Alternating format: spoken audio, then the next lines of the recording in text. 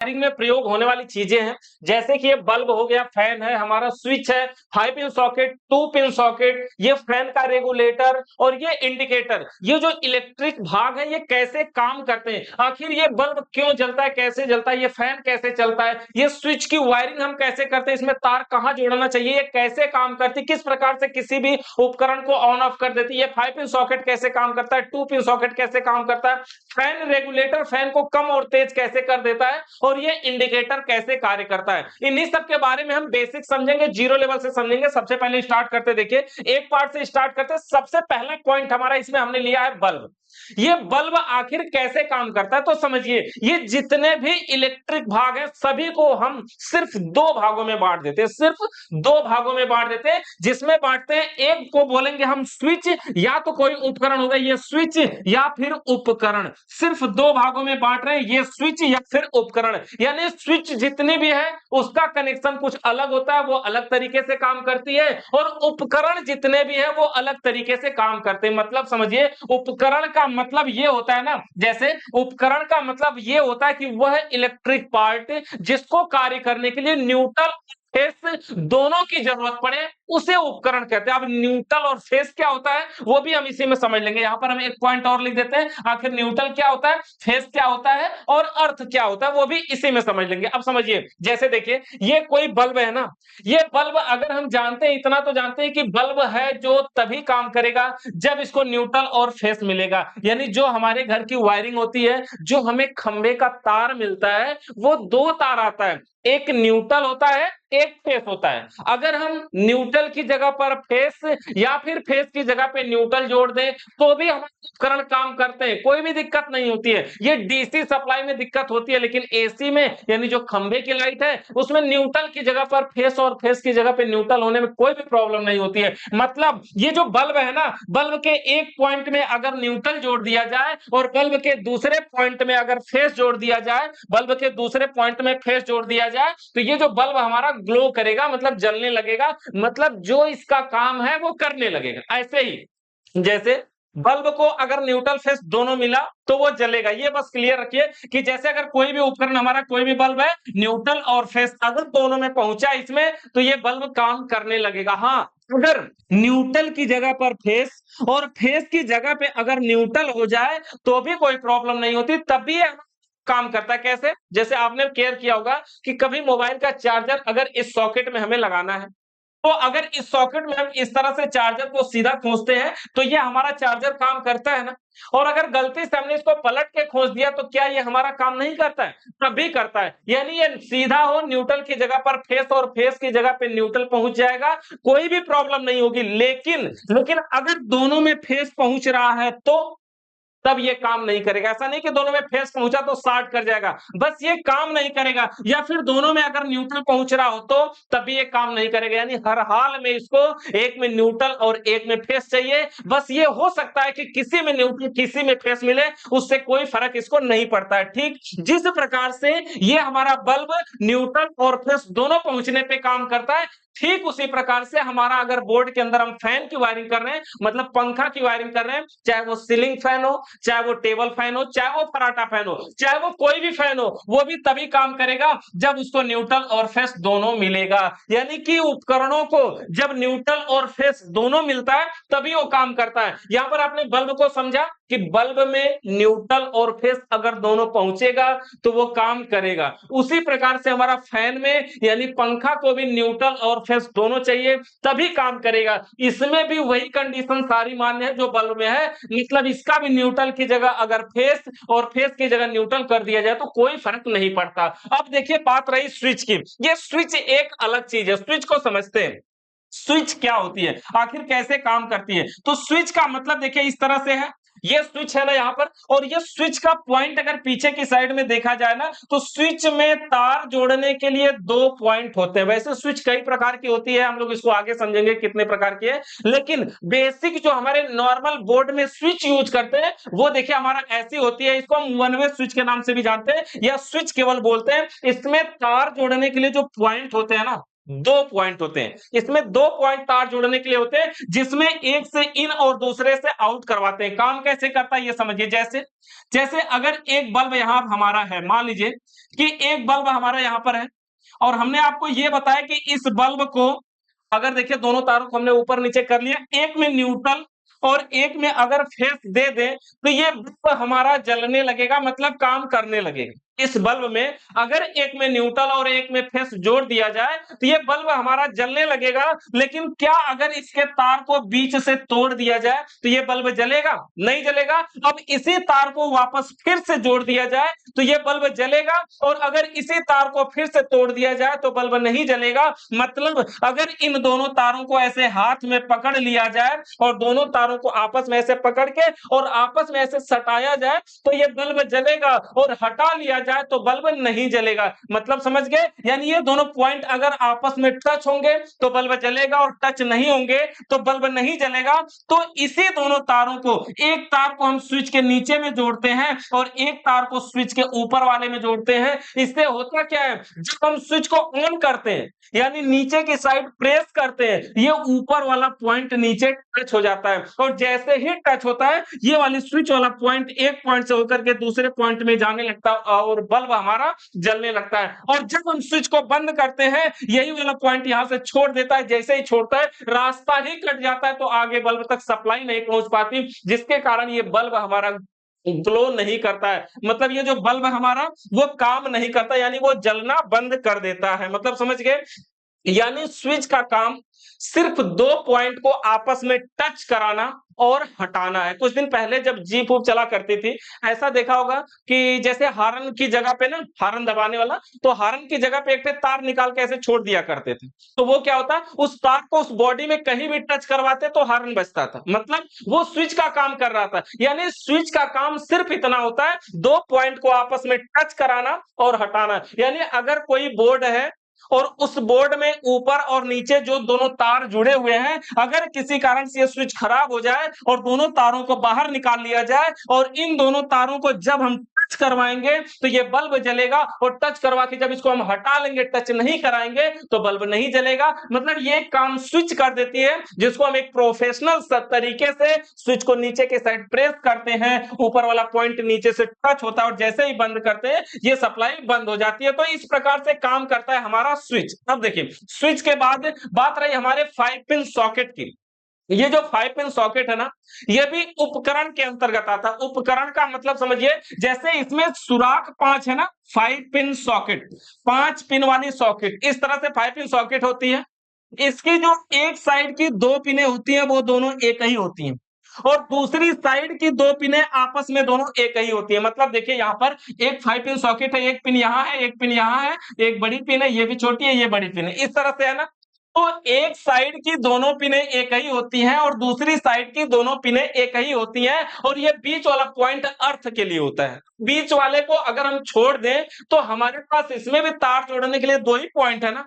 मतलब जैसे हमारा ये दो पॉइंट तार जोड़ने के लिए, जैसे हमारे फैन में तार जोड़ने के लिए दो पॉइंट होते हैं, वैसे ही हमारे 5 पिन सॉकेट में भी तार जोड़ने के लिए दो ही पॉइंट होते हैं। बस एक दाहिने होता है, एक बाएं होता है। ये दो बना हुआ है ना, इसलिए बना होता है कि कुछ सॉकेटों का जो साइज है वो 6 एम्पियर में तो थोड़ा नजदीक होता है, और जो 16 एम्पियर में होता है वो थोड़ा दूर होता है। तो इसलिए ये चाहे दूर वाला हो तो दूर वाले में खोस लेंगे, और नजदीक वाला हो यानी 6 एम्पियर की हमारी कोई उपकरण प्लग हो तो वो इसमें खोस लेंगे। इसलिए ऐसी इसकी बनावट होती है। तो इसमें भी तार के लिए दो ही पॉइंट है। अगर दो ही पॉइंट है और वायरिंग करनी है न्यूट्रल फेस के साथ, तो एक में न्यूट्रल और एक में फेस डायरेक्ट जोड़ेंगे, ये सॉकेट भी काम करेगी। सॉकेट में कनेक्शन करते समय आप इतना ध्यान दे सकते हैं कि हमेशा बाएं साइड में यानी लेफ्ट साइड में न्यूट्रल जोड़ा जाता है और राइट साइड में फेस जोड़ना चाहिए। लेकिन अगर गलती से ये उल्टा हो जाता है तो कोई भी प्रॉब्लम नहीं होगी। ये प्रॉब्लम सिर्फ एक जगह वायरिंग में होती है, जब हम कभी उस घर में इन्वर्टर के साथ हाउस वायरिंग कर रहे हो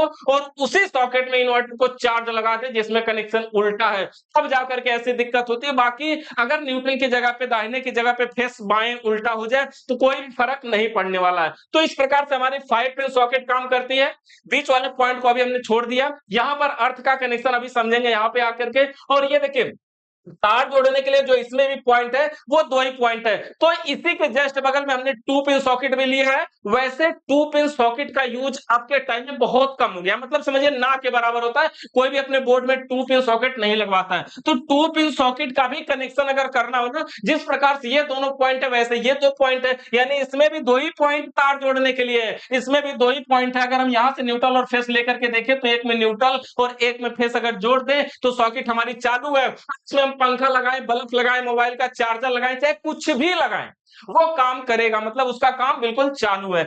इसके अलावा यहाँ पर थोड़ा सा हम इसको ले लेते हैं। देखिए फैन रेगुलेटर, ये जो फैन रेगुलेटर है ना, इसको समझिए। ये जो फैन रेगुलेटर है यह भी एक स्विच है, मतलब यह भी एक बटन है, लेकिन इस स्विच के अंदर ढेर सारे रेजिस्टेंस लगे हुए हैं। अभी पहले हम इसकी वायरिंग समझते हैं, फिर इसका काम समझते हैं। इसकी वायरिंग में सिर्फ इतना है कि जो हमारे फैन रेगुलेटर है उसमें ये बीच में घुमाने वाला पॉइंट है, इसमें से जो तार जोड़ने का पॉइंट है इसमें भी दो ही है। यानी जिस प्रकार से हमारी कोई नॉर्मल स्विच है उसी प्रकार से यह भी एक स्विच है। डिफरेंट है कि यह सिर्फ दो पॉइंट को आपस में टच नहीं कराता, कंट्रोल करके लाइट को आगे भेजने का भी काम करता है। मतलब अगर देखिए यहाँ पर जैसे हमारा मान लीजिए यहाँ पे कोई फैन है, पंखा है, एक पॉइंट में न्यूट्रल हमने दे दिया और एक पॉइंट ये फेस के लिए है।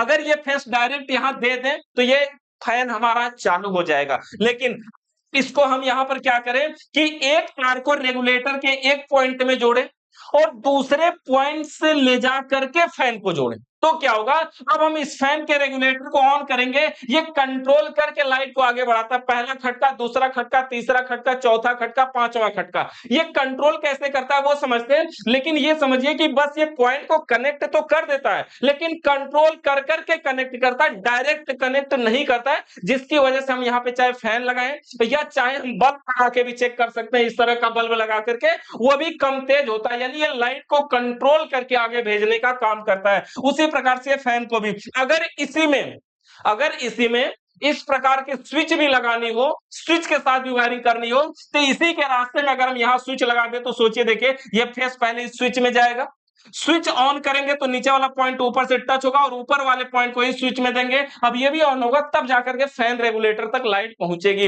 यानी अगर किसी बोर्ड में ये स्विच भी है और फैन का रेगुलेटर भी है तो फेस के वायर को स्विच के निचले पॉइंट में जोड़ेंगे और ऊपर से आउट करवा करके रेगुलेटर में जोड़ेंगे और रेगुलेटर का दूसरा पॉइंट ले जाकर के फैन को जोड़ेंगे, फैन में फेस पहुंचेगा और तब जाकर के ये काम करेगा। तो इस प्रकार से फैन का रेगुलेटर भी हम बड़े आसानी से जोड़ सकते हैं। अब अगर बात रही कि ये कम तेज कैसे करता है, तो बड़ी बेसिक सी बात थोड़ा सा समझना होगा। इसके लिए इसके अंदर एक और इलेक्ट्रिक पार्ट प्रयोग किया जाता है जिसका नाम था रेजिस्टेंस। रेजिस्टेंस क्या होता है, ये विद्युत के बहाव के मार्ग में रुकावट उत्पन्न करता है। मतलब लाइट अगर एक पॉइंट से दूसरे पॉइंट तक, जैसे हम गाड़ी से बड़ी तेज गति से जा रहे होते हैं, भगाते हुए रास्ते में ब्रेकर रहता है ना, तो ब्रेकर का काम क्या है कि वो हमारे रास्ते में रुकावट बनता है। मतलब अगर हम तेज गति से जा रहे हैं तो वहां से हमें कंट्रोल होकर के, रुक करके, स्लो होकर के, धीरे धीरे करके आगे बढ़ना होगा। ठीक वही काम करता है ये लाइट में, यानी विद्युत के बहाव के मार्ग में रुकावट उत्पन्न करता है रेजिस्टेंस। ये रेजिस्टेंस अलग अलग पावर के होते हैं, तो इसके अंदर रेजिस्टेंस लगे होते हैं। किसी भी रेगुलेटर में, फैन के रेगुलेटर में जितने भी खटके होते हैं उतने रेजिस्टेंस लगे होते हैं और सभी की वैल्यू अलग अलग होती है और सभी अलग-अलग तरीके से काम करते हैं। अब देखिए, जैसे यहाँ पर एक पॉइंट है जो सभी में कनेक्ट कर दिया, ये न्यूट्रल है, ये फेस है। न्यूट्रल को डायरेक्ट बल्ब में, ये फैन में जोड़ दिया गया। अब देखिए काम कैसे करेगा। ये जो फेस का पॉइंट है ये किसी में टच नहीं है, यही होता है हमारा रेगुलेटर। जब हम मान लीजिए पहला खटका घुमाए तो ये इसके साथ कनेक्ट हो गया। इस रेजिस्टेंस का पावर अधिक है, यानी ये ज्यादा लाइट को रोक सकता है, जिसकी वजह से ये जल्दी से लाइट को आगे नहीं पहुंचने देगा। अब जब जल्दी से नहीं पहुंचने देगा, कंट्रोल करके चलेगी तो फैन स्लो चलेगा। और जब इसी का दूसरा खटका घुमाएंगे तो इसका रेजिस्टेंस थोड़ा उससे कम है, यानी ये थोड़ी कम लाइट को रोकेगा, मतलब ज्यादा से ज्यादा लाइट को जाने देगा, तो फैन की स्पीड थोड़ी तेज होगी। उसी प्रकार से और भी आगे खटका घुमाते जाएंगे, देखिए बहुत कम रेजिस्टेंस हो जाएगा, बहुत तेज चलेगा और सबसे लास्ट में बिना रेजिस्टेंस का फैन हो जाएगा और डायरेक्ट चल जाएगा, जो कि जितनी लाइट है, जितना वो चल सकता है, उतनी स्पीड से वो काम करने लगेगा। तो इस प्रकार से हमारा जो फैन का रेगुलेटर है उसमें स्पीड कंट्रोल करने का वो काम करता है। इसके अलावा एक पार्ट ये है हमारा इंडिकेटर। इंडिकेटर इंडिकेटर क्या है, इंडिकेटर नाम से ही समझ में आता है ना, इंडिकेट करना, मतलब इसका काम होता है इंडिकेट करना, मतलब ये बताना कि लाइट है कि नहीं है। यानी जो हम उपकरण किसी बोर्ड में, क्या इंडिकेटर उजाले के लिए लगाया जाता है? ऐसा नहीं है, घर में उजाला तो नहीं देता ना, सिर्फ इंडिकेट करता है, संकेत करता है। वैसे स्मार्ट स्विचे आ चुके हैं जिसके अंदर इंडिकेटर इंक्लूड रहता है, मतलब उसमें लगा रहता है, उसमें ऐसे इंडिकेटर लगाने की जरूरत नहीं पड़ती है। बाकी ये इंडिकेटर आज भी प्रयोग होता है, ऐसा नहीं कि बंद हो गया। इंडिकेटर के अंदर भी तार जोड़ने के लिए जो पॉइंट होते हैं वो 2 पॉइंट होते हैं, जिसमें एक में न्यूट्रल एक में फेस अगर मिल जाए तो ये इंडिकेटर जलने लगता है। इंडिकेटर के अंदर एक छोटा सा बल्ब होता है, इंडिकेटर के अंदर एक छोटा सा बल्ब होता है जिस बल्ब का नाम होता है नियोन बल्ब। इंडिकेटर के अंदर एक छोटा सा बल्ब होता है जिस बल्ब का नाम होता है नियोन बल्ब। और सोच के देखिए कि इतना छोटा सा बल्ब है, डायरेक्ट 220 वोल्ट की एसी सप्लाई से काम करता है, यानी डायरेक्ट, मतलब किसी प्रकार का कट या रेजिस्टेंस नहीं अभी लगा। मान लीजिए अगर डायरेक्ट काम करता है और फिर भी फ्यूज नहीं होता, मतलब इतना छोटा सा बल्ब है, डायरेक्ट एसी सप्लाई से काम करता और फ्यूज नहीं होता। कैसे जुड़ा होता है? ये न्यूट्रल डायरेक्ट बल्ब में जुड़ा होता है और फेस के लिए बीच में इसमें लगा होता है क्या? रेजिस्टेंस। जो अभी रेजिस्टेंस फैन रेगुलेटर के अंदर लगा होता है, ये रेजिस्टेंस जो होता है ना, अब ये कंट्रोल करके फेस को आगे भेजता है बल्ब तक, जिसकी वजह से यह बल्ब फ्यूज नहीं होता। तो हमको लगता है कि ये इंडिकेटर तो डायरेक्ट जल रहा है, मतलब इंडिकेटर कितना पावरफुल है। लेकिन ऐसा नहीं है, इंडिकेटर को बचाने के लिए इसके अंदर बीच में लगा होता है रेजिस्टेंस या रजिस्टर, कुछ लोग बोलते हैं इसको, रेजिस्टेंस लगा होता है जो कि पावर को कंट्रोल करके रेजिस्टेंस तक या नियोन बल्ब तक भेजते हैं, जिसके कारण ये बल्ब हमारा फ्यूज नहीं होता है। देखिए ये हो गया हमारा न्यूट्रल, फेस और अर्थ की अगर बात करें तो न्यूट्रल और फेस, न्यूट्रल और फेस ये 2 पार्ट है जो हमें खंबे से सप्लाई से मिल जाते हैं। यानी वैसे बोला जाता है कि ये फेस एक सप्लाई है, अगर ये कहीं दे दिया जाए और इसको अगर रिटर्न वापस आने की जगह ना मिले तो ये उपकरण जो भी लगेगा वो काम नहीं करेगा। यानी एक जाने का रास्ता है और एक से करंट आने का रास्ता है। लेकिन अगर हम न्यूट्रल और फेस के अलावा अर्थ की बात करें तो ये अर्थ क्या होता है? अर्थ होता है किसी भी व्यक्ति को करंट मारने से बचाने के लिए अर्थ की वायरिंग किया जाता है। ये जो 5 पिन सॉकेट में ऊपर वाला पॉइंट है ना, ये अर्थ के लिए होता है। जैसे अगर मान लीजिए कोई फ्रिज यहाँ पर पड़ी हुई है और कोई तार जो हमारे फेस का गया, फ्रिज के बॉडी में कनेक्ट हो गया, कनेक्ट होने की वजह से क्या होगा? इसकी बॉडी में करंट आएगा। अगर इसकी जो मेन लीड है अगर उसके अर्थ के साथ वायरिंग है तो अर्थ की वायरिंग कहाँ होती है जानते हैं? ये जो फ्रिज होती है ना, उसकी जो बॉडी होती है ना, बॉडी में एक तार जोड़ करके लेके जाते हैं और 5 पिन सॉकेट में जो ऊपर वाला पॉइंट होता है उसमें लगा देते हैं। यानी ऐसे खोसते हैं तो ये ऊपर वाले में पड़ जाता है। और इसकी वायरिंग होती कहां से? अर्थ से। अर्थ को इसमें जोड़ा गया था। अर्थ आता कहां से है? जमीन से, सीक या सरिया गाड़ करके। तो अगर किसी कारण से इस फ्रिज की बॉडी में करंट आता है तो ये करंट यहां से अर्थ से होते हुए जमीन में चला जाता है, जिससे किसी व्यक्ति को नुकसान नहीं होता। जिस प्रकार से ट्रेन की पटरी लोहे की होती है, फिर भी अगर उसमें करंट दे दिया जाए तो उसमें करंट नहीं आएगा। क्यों? क्योंकि वो अपने आप में एक बहुत बड़ा अर्थ है। जिस प्रकार से हमारी कोई पानी वाली मशीन होती है ना, उसी से हम न्यूट्रल लेकर के घर का बल्ब जलाते हैं, लेकिन उस मशीन में लाइट नहीं आती है ना। तो क्यों? क्योंकि वो पाइप का अर्थ हमारे अर्थ से ज्यादा है। तो इसलिए उसी प्रकार से लाइट यहां पर भी जमीन में चली जाती है और यहां पर अगर टेस्टर से चेक करेंगे तो बताएगा कि लाइट आ रही है, लेकिन अर्थ किसी को नुकसान नहीं कर पाएगा क्योंकि वो जमीन में चला जाएगा। तो इस प्रकार से हमारी बेसिक वायरिंग काम करती है। तो ये इलेक्ट्रिक पार्ट होते हैं bulb, fan, switch, socket, indicator और फैन रेगुलेटर। इससे आपका अगर कोई सवाल या सुझाव है तो कमेंट करके बताइए। नेक्स्ट वीडियो आपको किस टॉपिक पे चाहिए वो भी कमेंट करिए। हमारा दूसरा चैनल एमआई टेक्निकल इंस्टीट्यूट को सब्सक्राइब करिए, बेल आइकन को प्रेस करिए। वीडियो देखने के लिए आप सभी का बहुत बहुत धन्यवाद।